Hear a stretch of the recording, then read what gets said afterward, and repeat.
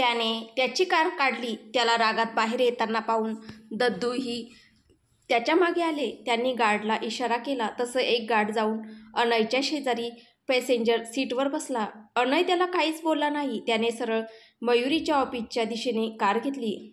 त्याच्या पाठोपाठ त्याच्या बॉडीगार्डची अजून एक कार निघाली. काही दूर चालत आल्यावर अनयला आयुषची कार दिसली. त्याने लगेच त्याची कार थांबवली.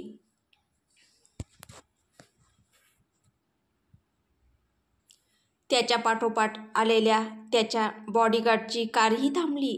अनय कारच्या बाहेर येऊन आयुषच्या कारकडे जायला लागला. त्याच वेळी त्याचं लक्ष आयुषच्या कारपासून काही अंतरावर असलेल्या एका ब्लॅक कारकडे गेलं.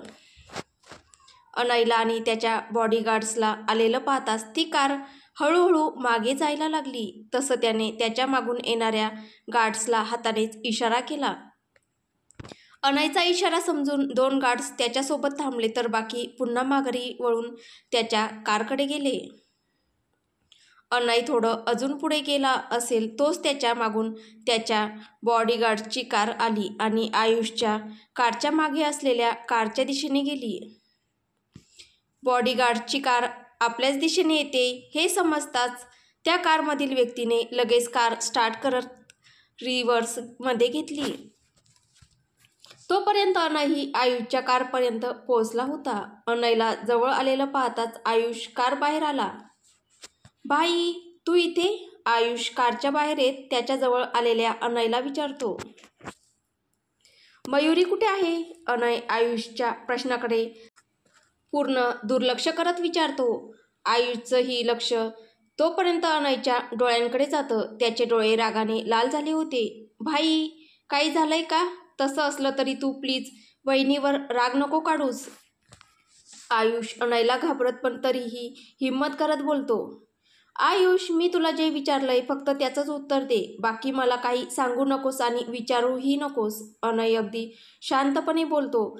त्याच्या आवाजात राग होता. त्याचा असा आवाज ऐकून कोणाच्याही अंगावर भीतीने शहारा आला असता आणि तशीच काहीशी परिस्थिती आयुषचीही होती. आज पहिल्यांदाच अनय त्याच्या समोर इतका रागात बोलत होता.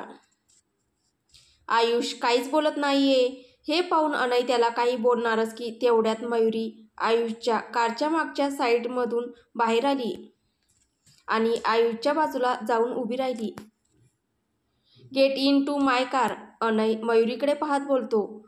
अनय पण मी काय म्हणत होते तुला एकदा सांगितलेलं कळत नाही का? अनय रागात जवळजवळ तिच्यावर ओरडतच बोलतो. पण त्याच्या ओरडण्यात सुद्धा तिच्याबद्दलची काळजी दिसत होती. भाई तू तिच्यावर का ओरडतोय? आयुषही जरा चिडतोच त्याला मयुरीवर ओरडताना पाहून. ठीक आहे आयुष राहू दे, तो आपल्या काळजीपोटीच बोलतोय. मी जाते कारमध्ये. इतकंच बोलून मयुरी गप्प अनयच्या कारकडे जायला लागते. तसं अनय त्याच्याबरोबर आलेल्या गार्ड्सपैकी एकाला तिच्याबरोबर जाण्याचा इशारा करतो. आत्ता बोल. मयुरी गेल्यावर अनय आयुषला बोलतो. काय बोल भाई? तू वहिनीवर कसा ओरडलास? आम्ही इथे थांबलो होतो कारण वहिनीला सकाळपासून ती कार तिचा पाठलाग करते असं वाटत होतं. तिला जाणून घ्यायचं होतं की नक्की ती कार तिचा पाठलाग का करते. म्हणून आम्ही इथे थांबलेलो. भाई तू तिला या सगळ्यात ओढणार नाहीयेस हे मला माहीत आहे. पण तिचा या सगळ्याशी संबंध येणारच नाही असं तर नाही ना? ती लोक तिला या सगळ्यात ओढणारच आहेस ना? तुला का समजत नाही ते? आज पहिल्यांदा आयुष त्याच्या भाईवर चिडून बोलत होता. इनफ आयुष, तू आता मला कितीही समजावून सांगितलंस तरी आता मला काहीच फरक पडणार नाही हे तुलाही माहीत आहे. तू आणि मयुरी माझ्यासाठी किती महत्त्वाचे आहात हे मी तुम्हाला सांगून समजेल असं मला वाटत नाही. मला तुमची काळजी वाटते. मग त्यासाठी मी तुमच्याबरोबर जे वागेल त्यामुळे तुम्हाला वाईटही वाटलं तर मला फरक नाही पडणार. जा तू ही कारमध्ये बस. आलोच मी. अनय बोलतो. तो बोलत असताना त्याचा चेहरा निर्विकार होता. त्याच्या बोलण्यात कुठल्याच भावना नव्हत्या. होता तो फक्त राग आणि हट्ट की काहीही करून मयुरी आणि आयुषला सेफ ठेवायचंय. अनयच्या बोलतानाच्या एकंदरीत लुककडे पाहून कोणालाही तो एक स्टोन हार्टेड पर्सन वाटला असता. सध्या तुझ्याशी बोलणं व्यर्थ आहे भाई, म्हणत आयुषी पाय आपटत तिथून निघून गेला. ही कार घेऊन बाकीच्या सोबत परत ये आणि त्यांना ती कार आणि त्यातील माणसं आपल्या माणसाच्या हातात लागतात की नाही हेही पहा. आयुष गेल्यावर अनय त्याच्यासोबत थांबलेल्या गार्डला बोलतो. Yes boss. अनय तिथून मागे वळत परत त्याच्या कारकडे जातो. कारमध्ये मयुरी आणि आयुष मागच्या सीटवर बसलेले होते आणि अनयने मयुरीसोबत पाठवलेला गार्ड बाहेर अनयची वाट पाहत थांबला होता. अनय आयुष बसलेला होता त्या बाजूला जाऊन थांबला, पण ना त्याने ना मयुरीने दोघांनीही त्याच्याकडे ढुंकूनही पाहिलं नाही. आयुष, तू पुढे पॅसेंजर सीटवर बस, मला इथे बसायचंय. अनय आयुषच्या साईडचा दरवाजा उघडत बोलतो. सॉरी भाई, पण तुझ्यावर राग असल्यामुळे सध्या तरी ही जागा माझ्यासाठी वहिनीने रिझर्व केली. तू पुढे बस. आयुष अनयला ॲटिट्यूडने बोलतो. त्यावर अनय काही बोलणार तोच मयुरी जरा रागात त्याच्याकडे पाहते आणि वातावरण तापलेलं आहे असं समजून अनय गुपचूप पुढच्या पॅसेंजर सीटवर जाऊन बसतो. अनय, आयुष, मयुरी घरी आले. घरी आल्या मयुरी एकदाही अनयकडे न पाहता आणि कुणाशी काहीच न बोलता तिच्या रूममध्ये निघून गेली.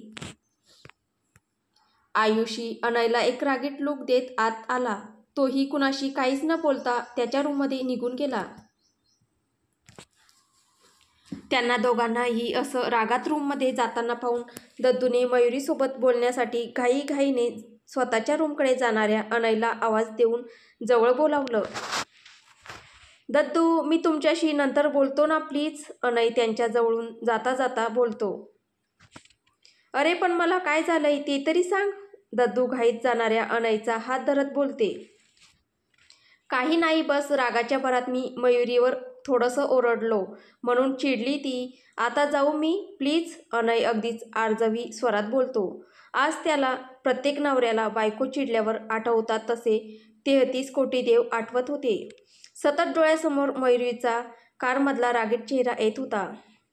जा बाबा जा, अजून काही वाईट होण्यापेक्षा तू जा तिच्याकडे तिला मनवायला. दद्दू हसत बोलता. हसा, तुम्ही पण हसा. अनय चिडत बोलतो आणि त्याच्या रूमकडे निघून जातो. काही खरं नाही, हाही याच्या बापासारखाच निघाला. स्वतःचा राग तर आवरता येत नाही आणि बायको चिडली की मग तिला मनवताही येत नाही. दद्दू वर जाणाऱ्या अनयकडे पाहत हसत बोलता. अनय धावतच रूमजवळ आला तर रूम आतून लॉक. तरी बरं त्याच्याकडे एक स्पेअर की होती त्याच्या रूमची. त्याने पटकन दरवाजा उघडला आणि आत गेला तर आत मयुरी दरवाजाकडे पाठ करून बेडवर बसून चक्क रडत होती. Mayuri, I am really sorry. मी तुझ्यावर असं ओरडायला नको होतं, पण प्लीज आता तू असं रडू नकोस ना. तुला माहीत आहे की मला तू रडलेलं नाही आवडत. प्लीज, हवं तर मी उठाबशा काढतो, नाहीतर तू देशील ती शिक्षा मंजूर, पण प्लीज रडू नको. अनय जवळजवळ तिला गयावया करत बोलतो. अचानक अनयचा आवाज कानावर पडल्याने दचकलेली मयुरीची रडत नव्हती, बस तिच्या बॅगच्या चेनमध्ये अडकलेली ओढणी सोडवत होती. पण तिची हालचाल पाहून कुणालाही असंच वाटलं असतं की ती रडते. मयुरी स्वतःशीच हसते आणि मग खरंच रडण्याचं नाटक करत बोलते. खरंच तू मी जे सांगेन ते करशील? मयुरी रडक्या आवाजात बोलते. हो, मी तू जे सांगशील ते सगळं करेन, पण प्लीज तू रडू नकोस. ठीक आहे तर मग नाही रडत मी, पण मग तुला हे खरं खरं सांगावं लागेल की तू सकाळी माझं पेंडंट का नेलंस आणि त्यात तुला काय सापडलं, सांगशील तू मला? मयुरी त्याची गंमत करण्याच्या मनसुब्याने बोलते. सॉरी मयुरी, पण ते तुला समजणं म्हणजे तुझ्या जीवाला जास्त धोका निर्माण होणं आहे. आणि शिवाय सगळ्याच गुन्हेगारांपर्यंत मी अजूनही पोचलेलो नाहीये, त्यामुळे हे सगळं तुला सांगण्याची रिस्क मी नाही घेऊ शकत. तू दुसरं काहीतरी करायला सांग मला. अनय स्पष्टच बोलतो. बघितलंस, मला माहीत होतं तू नाही सांगणार मला ते. मीच मूर्ख जे तुला विचारलं. मयुरी अजून चिडण्याचं नाटक करत बोलते, पण तिची अजूनही अनयकडे पाठच असते. अनय तिला अजून काही बोलणार तोच त्याचा फोन वाजला. फोन त्याच्या बॉडीगार्डचा असल्याने आणि सध्याची सिच्युएशन लक्षात घेता त्याला हा कॉल रिसीव्ह करणं गरजेचं वाटलं. सॉरी मयुरी, पण मी तुझी ही इच्छा पूर्ण नाही करू शकत. हवं तर तू दुसरं अजून काहीतरी ठरवून ठेव, तोपर्यंत मी या फोनवर बोलतो. खूप महत्त्वाचा आहे हा कॉल. अनय रूम बाहेर जात बोलतो आणि रूमचा दरवाजा लावून घेऊन फोनवर बोलत परत खाली जातो.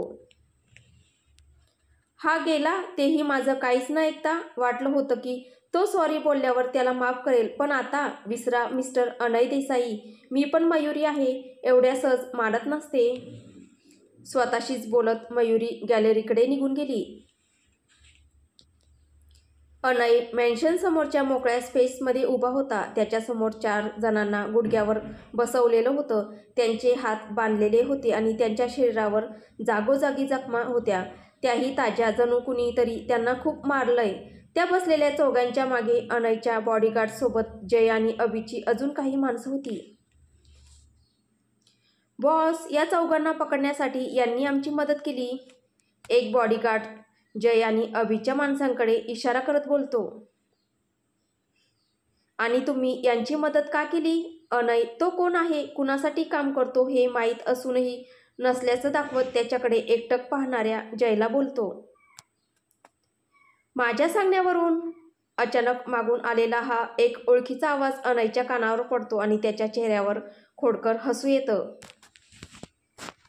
अर्थात अनयच्या अपेक्षेप्रमाणे अभि तिथे आलेला होता. Welcome mister Abhiraj Jadhav. अनय मागे वळून त्याच्याच दिशेने येणाऱ्या अभिला बोलतो. मला वाटलंच होतं की हे नक्की तुमचं काम असणार म्हणून, पण काय आहे ना मिस्टर जाधव, हे सगळं करून तुम्हाला तुमची मुलगी कधीच परत मिळणार नाहीये, मग का हे निष्फळ प्रयत्न करताय तुम्ही? अनय बोलत होता तोपर्यंत तर अभिराज त्याच्याजवळ येऊन थांबला. आणि तुला असं का वाटतंय की मला माझी मुलगी कधीच परत नाही मिळणार म्हणून? अभि त्याच्याच तोऱ्यात बोलतो, जे पाहून आधीच वैतागलेला अनय अजून वैतागतो. कारण मी तसं कधी घडूच देणार नाही. आता ती फक्त माझी आहे. तिच्या बाबतीत घडणारी प्रत्येक गोष्ट मी सांभाळून घेण्यास सक्षम आहे. मला तुमची किंवा तुमच्या कुठल्याच माणसाची तिच्या आयुष्यात लुडबुड नकोय, तो चिडतच बोलतो. Relax Anay, relax. यात इतकं चिडण्यासारखं काहीच नाहीये आणि यावेळी माझ्याशी वाद घालण्यापेक्षा हे एक महत्त्वाचं काम आहे, ते म्हणजे या चौघांची चौकशी करणं. अभि अनयला चिडवण्याच्या आविर्भावात बोलतो. त्याची काहीच गरज नाहीये. अभि बोलताच अनयच्या लक्षात येते की समोर बसलेले चौघे मयुरीचा पाठलाग करत होते. अनयने परत एकदा काहीच विचार न करता त्याच्या जवळच्या गनने त्या चौघांनाही मृत्यू दिला. हे करताना त्याचा तो निर्दयी कठोर चेहरा पाहून त्याचे बॉडीगार्ड आणि जयच काय, पण अभिही 2 क्षण स्तब्ध झाला. त्याला तर काय बोलावं हे सुचेना. Clean it. अनय त्याच्या गार्ड्सकडे पाहत बोलतो, जे त्याच्याकडे डोळे फाडून पाहत होते, पण त्या बिचाऱ्या गार्ड्सपर्यंत त्याचा आवाज गेलाच नाही, इतके ते धक्क्यात होते. I said clean it. यावेळी मात्र अनय जोरात ओरडत बोलतो, तसं ते सगळे पटकन स्वतःला सावरत ती प्रेत उचलायला लागतात. म्हणून अभिनेही जयला इशारा केला, तसंच जयही ती प्रेत उचलायला मदत करू लागला. अनय, तुला वाटतंय तू यांना मारून योग्य केलंय? यांच्याकडून आपल्याला बरीच माहिती मिळाली असती या सगळ्या प्रकरणाबद्दल आणि त्या लोकांबद्दलही. अभि त्याला बोलतो. त्याची काहीच गरज नाहीये, मला सगळे पुरावे मिळाले. पण इतकं बोलून अनय अचानक थांबला. त्याला आठवलं की जरी त्याला साधना आणि भावनाच्या खुन्यांबद्दल जरी समजलं असलं तरी काहीतरी आहे जे मिसिंग आहे, आणि जोपर्यंत त्याला ते समजत नाही तो कुणालाही सत्य सांगू शकत नव्हता. तुला नक्की काय म्हणायचंय, मला नाही समजलं. अभि नकळून बोलतो. त्याला समजतच नाही की अनयला पुरावे मिळाले म्हणजे नक्की काय झालं. सॉरी, पण मला जावं लागेल. माझी सगळ्यात आवडीची व्यक्ती आज माझ्यावर चिडली आणि मला आता तिला मनवायचंय. अनयला मयुरीची आठवण येते, तसं तो बोलत आत जायला लागतो. काहीच नको करूस, बस तिला एकदा जवळ घे आणि तिला सांग तू तिच्यावर किती प्रेम करतोस ते. तुझं काम आपोआप होईल. अभि आत जाणाऱ्या अनयला ओरडून सांगतो, तसं अनय ओशाळून मान हलवत आत निघून जातो. अनय ओशाळून मान हलवत आत गेला हे पाहून अभि जोरात हसायला लागला. अगदी बापावर गेलाय हा विशालही असाच तर होता ना. त्याचा राग कुणाला आवडता यायचा ना. त्याचं काळजी घेणं कुणाला समजायचं. त्याला समजून घेणारी एकच होती, ती म्हणजे गीता. प्रेमच तितकं करायची त्याच्यावर. आशा करतो की या दोघांमधील प्रेमही तसंच असावं. निस्वार्थ, निस्सीम, पण तरीही एकमेकांना सावरणारं, सांभाळणारं. अभि स्वतःशीच बोलतो, पण विशाल आणि गीताच्या आठवणीने आणि त्यापाठोपाठ आलेल्या इतर काही आठवणींमुळे मात्र त्याचे डोळे पाणावतात. नजरेसमोर येणारा आठवणींचा पूर सावरत तो जयकडे पाहतो. जय, इथली ही सगळी काम आवरल्यावर मला येऊन भेट. तपास तर घेऊ ना की अनयला नक्की काय समजलंय आणि कसं समजलंय. ओके बॉस, जय मान हलवत बोलतो. तसं अभिही राम यांना भेटायला आत निघून जातो. तर पुढे काय होईल हे आपल्याला पुढच्या भागात पाहायला भेटेल. तुम्हाला ही कथा कशी वाटते आहे कमेंटद्वारे नक्की कळवा. आणि कथा आवडत असेल तर व्हिडिओला लाईक करा, शेअर करा. आणि आपल्या चॅनलवर कोणी नवीन असेल तर चॅनल सबस्क्राईब करा. धन्यवाद.